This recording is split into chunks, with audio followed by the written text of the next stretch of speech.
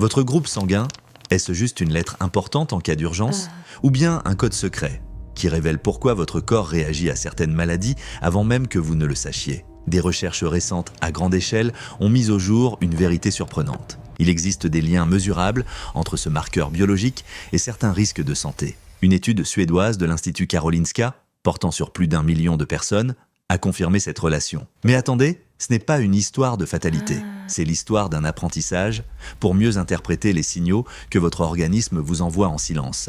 Aujourd'hui, nous allons découvrir ensemble comment ces marqueurs biologiques interagissent avec votre système immunitaire, quelles tendances en matière de santé ils peuvent révéler, et surtout, comment utiliser ces informations à votre avantage.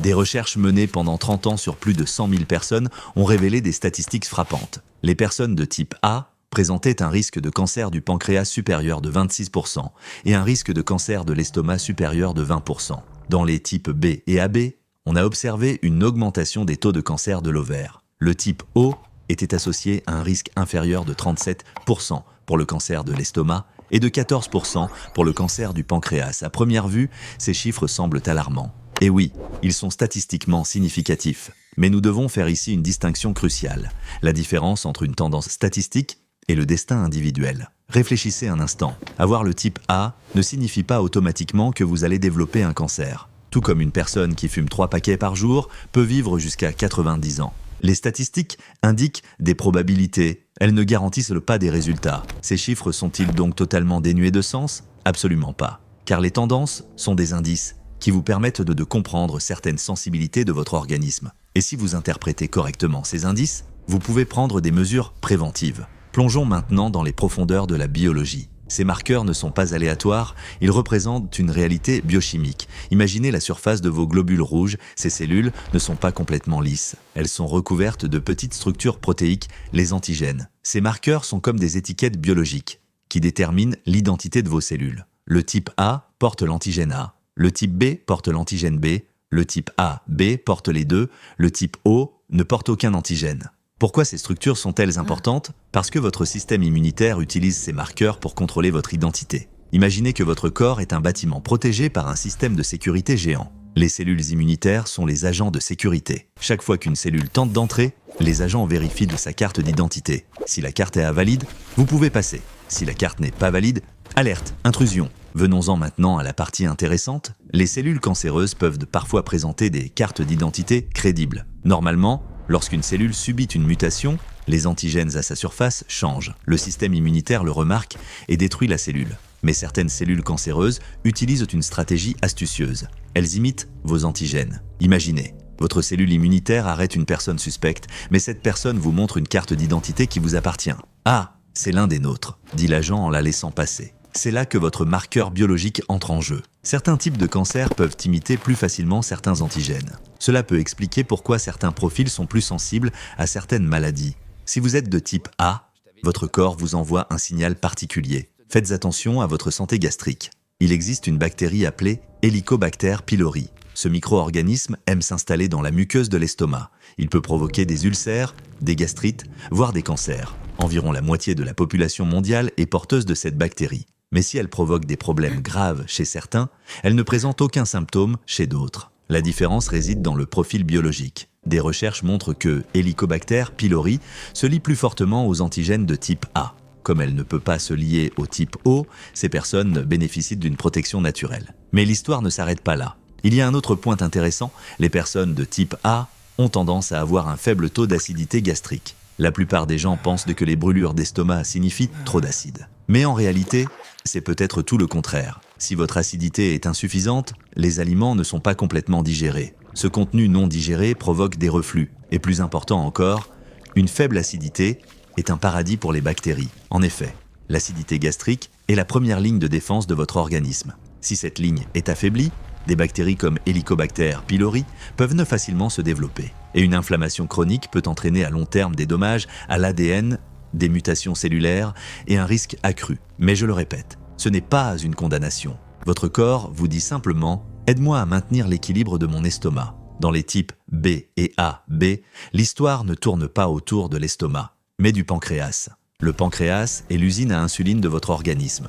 Et cette usine ressemble à un thermostat sensible qui régule votre glycémie. Si ce thermostat doit fonctionner en permanence à haute température, il s'épuise. Des études montrent que les types B et AB ont un risque plus élevé de cancer du pancréas. Plusieurs mécanismes peuvent expliquer ce phénomène. Premièrement, la sensibilité à l'insuline. Ces profils peuvent avoir une capacité légèrement plus limitée à répondre à une charge glucidique intense. Cela augmente le risque d'hyperinsulinémie chronique. Et l'insuline n'est pas seulement une hormone régulatrice du sucre. Elle envoie également un signal de croissance aux cellules. L'insuline dit aux cellules « il y a de l'énergie, grandissez, multipliez-vous ». C'est formidable pour les cellules normales et saines. Mais qu'en est-il des cellules mutées présentes dans l'environnement ? Elles reçoivent également ce signal et commencent à se développer. Deuxièmement, l'inflammation. Des niveaux élevés d'insuline entraînent une inflammation chronique de faible intensité. Cette réaction provoque une accumulation de lésions dans le tissu pancréatique. Plus les lésions s'accumulent, plus le risque de mutation augmente. Votre organisme vous offre un choix. Aidez-moi à maintenir mon équilibre glycémique.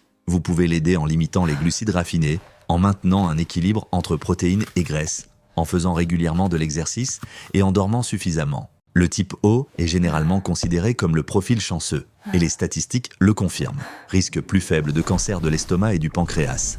Résistance naturelle à Helicobacter pylori. Mais il y a un revers à la médaille, et ce revers commence par le mot « stress ». Le système immunitaire du type O est comme un guerrier en état d'alerte permanent. Cela assure une défense puissante contre les infections virales et bactériennes, mais ce mode guerrier a un prix, l'incapacité à se reposer. Des études montrent que ces personnes éliminent plus lentement le cortisol, l'hormone du stress. Ainsi, lorsque vous vivez un événement stressant, votre organisme reste plus longtemps en mode combat ou fuite que les autres profils. À court terme, cela ne pose pas de problème. Mais en cas de stress chronique, les conséquences peuvent être graves. Première conséquence, tendance auto-immune. Un système immunitaire constamment actif peut se retourner contre lui-même. Le type O est plus sujet aux maladies auto-immunes de la thyroïde, comme la maladie de Hashimoto. Deuxième conséquence, ulcères et gastrites. Ironiquement, bien que résistant à Helicobacter pylori, ce profil est plus sujet aux ulcères gastriques liés au stress. En effet, le cortisol chronique amincit la muqueuse gastrique. Troisième conséquence, vitesse de coagulation. Le sang de type O est plus fluide que celui des autres profils. Cela réduit le risque de crise cardiaque, mais prolonge également la durée des saignements en cas de blessure grave. Que devez-vous faire si vous êtes de type O ? La gestion du stress n'est pas une option, mais une question vitale pour vous. Les exercices physiques intenses qui vous aident à brûler rapidement l'adrénaline et le cortisol vous sont bénéfiques. La méditation, la respiration et un sommeil régulier sont essentiels. Tous les profils ont un point commun, l'inflammation chronique. L'inflammation n'est pas mauvaise en soi, au contraire, elle fait partie du mécanisme de survie de l'organisme. La rougeur et le gonflement qui apparaissent lorsque vous vous coupez le doigt sont dus à cette réaction. C'est grâce à elle que la blessure guérit. Le problème commence avec la vie moderne. Cette réaction se transforme en un feu qui ne s'éteint jamais. Les aliments transformés, le stress chronique, le manque de sommeil, la sédentarité et les toxines environnementales. Ils maintiennent le corps en mode défense permanent. Le système immunitaire ne peut pas se reposer. Et un système qui ne peut pas se reposer commence à commettre des erreurs au fil du temps. C'est là qu'apparaît le lien entre les maladies cardiaques, le diabète, les maladies neurodégénératives, de nombreux types de cancers et cette réaction chronique. Votre profil biologique peut influencer les organes qui seront les plus touchés. Dans le type A, c'est l'estomac. Dans les types B et AAB, c'est le pancréas.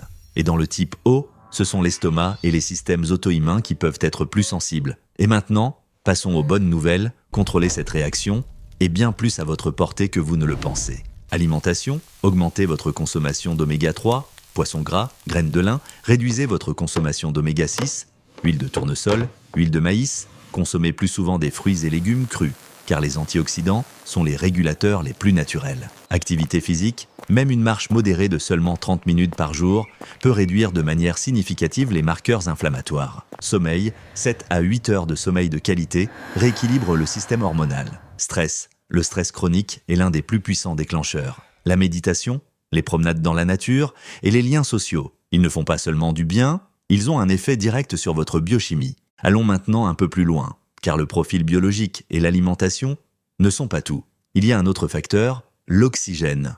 Otto Warburg, lauréat du prix Nobel en 1931, a souligné ce point, les cellules cancéreuses semblent avoir plus de chances de survivre dans des environnements pauvres en oxygène. Cela explique pourquoi les tissus ne recevant pas suffisamment d'oxygène constituent un terrain propice au développement de la maladie. Mais pourquoi les tissus manquent-ils d'oxygène ? Une vie sédentaire ralentit la circulation sanguine. Une réaction inflammatoire chronique gonfle les tissus et réduit le flux sanguin. Un taux de glycémie élevé rend le sang plus épais. Le stress réduit la profondeur de la respiration et perturbe l'échange d'oxygène.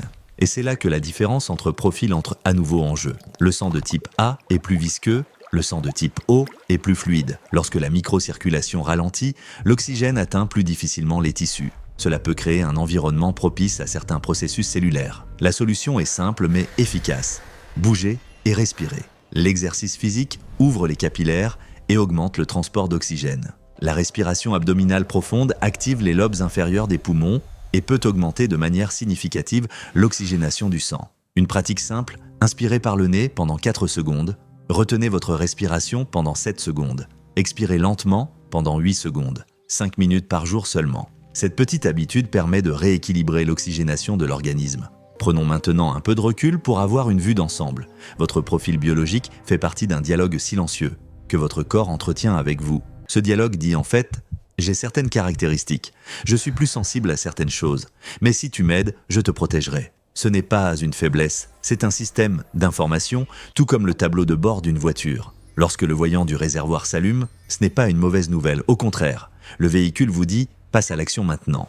Votre marqueur biologique est l'un de vos tableaux de bord. Et le point le plus important est le suivant. Vous n'êtes pas un élément passif de cette équation. Oui, votre génétique vous donne certaines prédispositions. Mais la façon dont vos gènes fonctionnent dépend en grande partie de vous. Ce que vous mangez, combien vous bougez, comment vous gérez votre stress, comment vous dormez, à quelles toxines vous êtes exposé. Tout cela détermine si vos gènes seront activés ou désactivés. La science ne sait pas encore tout. Le lien entre ces marqueurs et la santé fait encore l'objet de recherches. Mais une chose est claire, la biologie n'est pas une fatalité. C'est un contexte, et vous êtes un acteur actif de ce contexte.